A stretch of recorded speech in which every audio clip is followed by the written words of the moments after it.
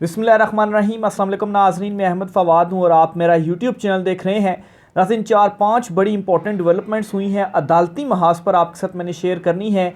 लेकिन उससे पहले एक बड़ी ब्रेकिंग न्यूज़ है, और बड़ी ब्रेकिंग न्यूज़ ये है कि शाहिद खाकान अब्बासी जो हैं, उन्होंने मुस्लिम लीग नून को बाज़ाब्ता तौर पर खैरबाद कह दिया है। एक बड़ी विकेट नून लीग की गिर चुकी है। ये ख़बर आपको काफ़ी अरसा पहले मैंने दी थी, और 2-3 मरतबा मैं ये जो ख़बर है वो दे चुका हूँ शाहिद खाकान अब्बासी के हवाले से कि वो मुस्लिम लीग नून को छोड़ चुके हैं। लेकिन इलेक्शंस का पहले वो वेट कर रहे थे और उन्होंने इलेक्शन में भी पार्टिसिपेट नहीं किया, और उसके बाद ऐलान होना बाकी था उनकी जानिब से, और वो एक नई सियासी जमात बनाने जा रहे थे। लेकिन अब ये जो ख़बर है वो ना सिर्फ शाहिद खाकान अब्बासी ने ख़ुद कन्फर्म कर दी है, बल्कि शाहिद खाकान अब्बासी ने नई सियासी जमात की रजिस्ट्रेशन के लिए भी इलेक्शन कमीशन ऑफ पाकिस्तान से रुजू कर लिया है, और ये ऐलान किया है कि आइंदा इंतखाबात में वो अपनी जो उनकी नई सियासी जमात होगी, इस सियासी जमात के प्लेटफॉर्म से इलेक्शन लड़ेंगे। तो नून लीग को शाहिद खाकान अब्बासी ने छोड़ दिया है, और ये अभी सिर्फ़ और सिर्फ आगाज़ है। ये भी आपको मैं क्लियर करता चलूँ, बहुत सारे लोग मुस्लिम लीग नून के निकलेंगे, और ईद के बाद बड़े बड़े जो धमाके हैं वो होने जा रहे हैं, क्योंकि नून लीग के अंदर से इस मौजूदा हुकूमत के हवाले से आवाज़ें उठना शुरू हो चुकी हैं कि हमें यह हुकूमत नहीं लेनी चाहिए थी, और अब हमें इस हुकूमत का हिस्सा नहीं रहना चाहिए। वो शेख रशीद साहब कहते थे ना कि नून से जो शीन है वो बहुत जल्द निकलेगी, तो नून से शीन निकल चुकी है, आगाज़ हो चुका है। ईद के बाद इस हवाले से मज़ीद बड़ी डेवलपमेंट्स होने जा रही हैं। ये मेरे वर्ड्स जो है वो आप याद रखिएगा, मज़ीद बड़ी विकटें नून लीग की गिरेंगी, और आगाज़ हो चुका है शाहिद खाकान अब्बासी से। इन्होंने नून लीग छोड़ते हुए इलेक्शन कमीशन में नई सियासी जमात की रजिस्ट्रेशन के लिए रुजू कर लिया है। एक तो ये ब्रेकिंग न्यूज़ होगी। दूसरे नंबर पर नाज़रीन, पाकिस्तान तहरीक इंसाफ के लिए अदालतों से कुछ अच्छी खबरें हैं। एक तो ये है जी कि पेशावर हाई कोर्ट से पाकिस्तान तहरीक इंसाफ के अहम तरीन रहनुमा मियाँ असलम इकबाल जो हैं, इनकी 18 मुकदमात में ज़मानत हुई है 10 मई तक। ये ज़मानत राहदारी ज़मानत हुई है, या इसको सफरी ज़मानत भी कहा जा सकता है।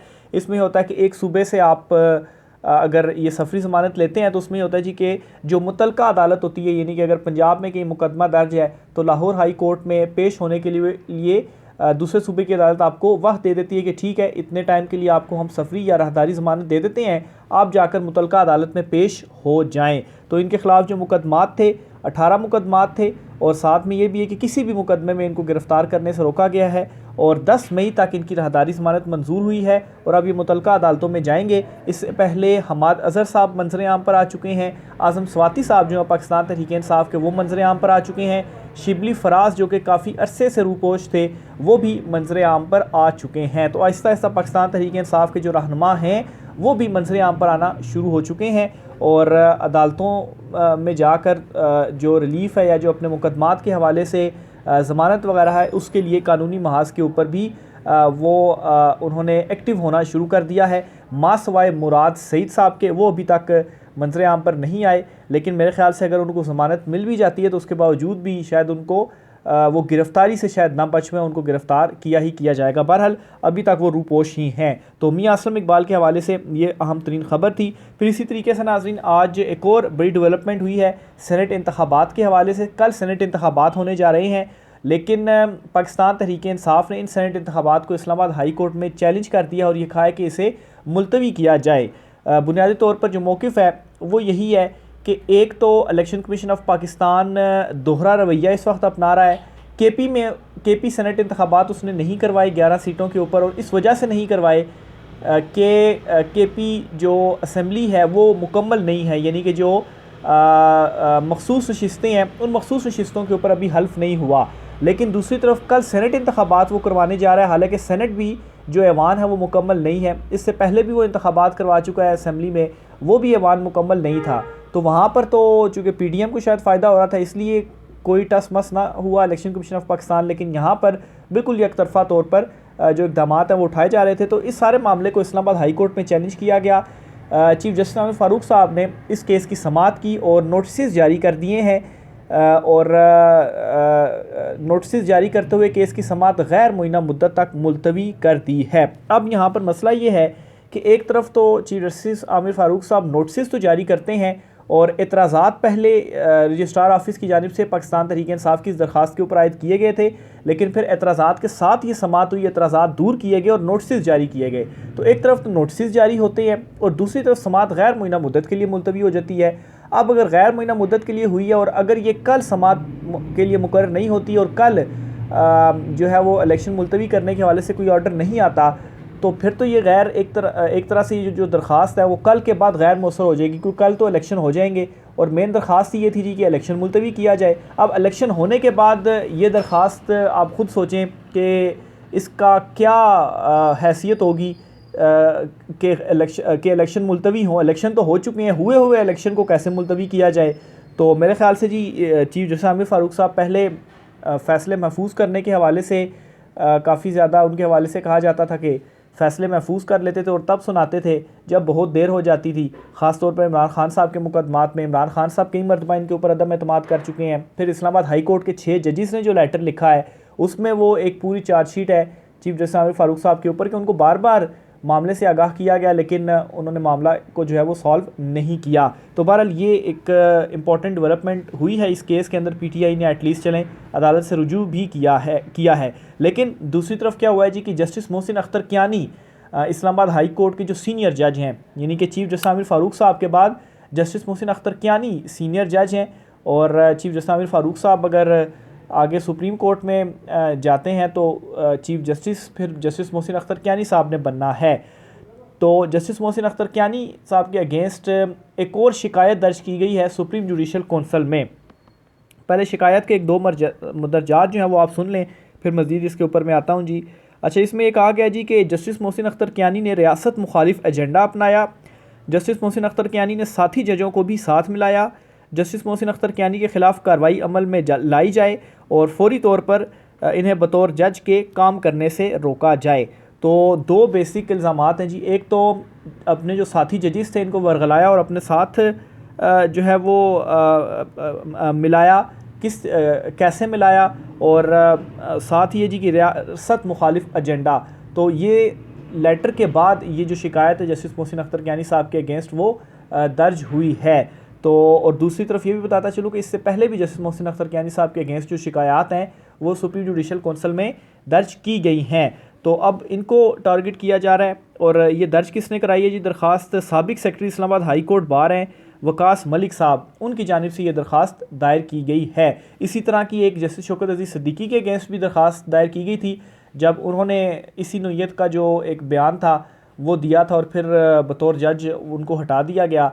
तो इसी तरह से अब सुप्रीम जुडिशल कौंसल में इनके अगेंस्ट भी ये दरख्वास्त दायर की जा चुकी है। बहरहाल इन्होंने तो एक लेटर लिखा है, एक राय मांगी थी और उस वक्त मामलात और थे और अब जो मामलात हैं वो और हैं, क्योंकि इस मरतबा जस्टिस मोहसिन अख्तर कियानी साहब ने अकेले लेटर नहीं लिखा, ये 6 जजिस थे जिन्होंने कंबाइन ये जो लेटर है वो लिखा। और जस्टिस मियां गुल हसन औरंगज़ेब जो हैं उनके सिग्नेचर ज़रूर नहीं हैं, लेकिन वो भी इसी साइड पर ही हैं जस्टिस मोहसिन अख्तर कियानी साहब वाली। तो बहरहाल जी ये हो रहा है कि कोई अगर बोले या बात करे या राय मांगे या सुप्रीम जुडिशल कौंसल को भेजे तो उसके ख़िलाफ़ इस तरह से जो शिकायत है वो आ जाती हैं। इससे पहले मुज़ाहिर अकबर नकवी के अगेंस्ट जो शिकायत थी उस पर उनको बरतरफ कर दिया गया। जस्टिस इजाज़ुल एहसन साहब जो हैं वो मुस्ताफ़ी हो गए, लेकिन जब से 6 जजिस ने लेटर लिखा है तब से मामलात बहुत तब्दील हुए हैं। प्लानिंग जो थी ताकतवरों की उसमें गड़बड़ी हुई है और जुडिशरी के अंदर से और भी बहुत जगहों से जो लावा है वो फटने के लिए तैयार है। तो ये इतना आसान नहीं होगा जस्टिस मोहसिन अख्तर कियानी के अगेंस्ट इस तरह से कार्रवाई को इनिशिएट करना। तो बहरहाल सुप्रीम जुडिशल कौंसल में ये दर्ज हुआ है। देखें चीफ जस्टिस काजी फ़ैज़ ईसा साहब इस शिकायत के ऊपर अब क्या करते हैं। लाहौर हाई कोर्ट से भी एक बड़ी खबर है।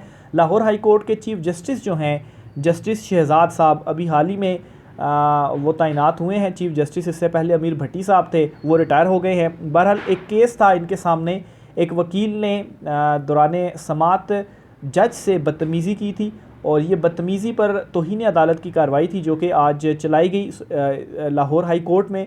और chief justice Lahore high court साहब ने क्या किया है कि उनकी माफ़ी वगैरह मुस्तरद किया, उनके ऊपर तौहीन अदालत लगाई है, 1 लाख रुपया उनको जुर्माना किया है और 6 माह की कैद भी उन्हें सुनाई है।